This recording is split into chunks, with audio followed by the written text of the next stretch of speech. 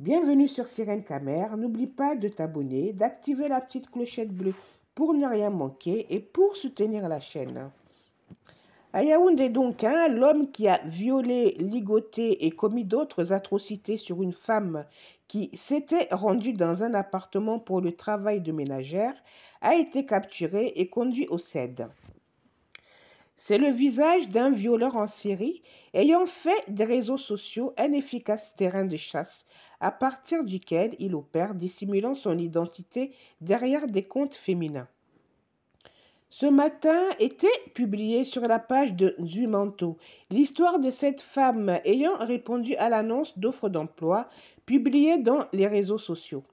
Son employeur, qui se faisait passer pour un diplomate, s'appelle en réalité Nganmoke Cédric Franck, étudiant selon sa CNI enregistré à l'immeuble où il l'avait reçu dans un appartement journalier, la femme croyant venir à son entretien d'embauche. Elle y a été agressée au couteau, ligotée, violée, puis d'autres atrocités ont été commises sur elle. Le bourreau prendra ensuite la fuite. La semaine dernière, un homme qui se présente tantôt comme un député, tantôt comme le proche d'une personnalité du pays, prend un appartement et un véhicule en location, toujours à Yaoundé.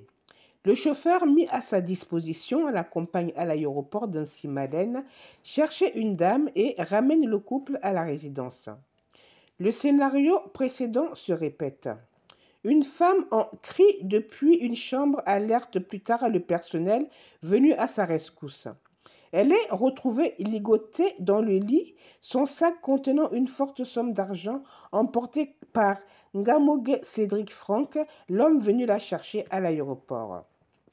La gendarmerie est informée par diverses histoires d'un homme violant de nombreuses femmes ayant postulé pour des emplois dans les réseaux sociaux.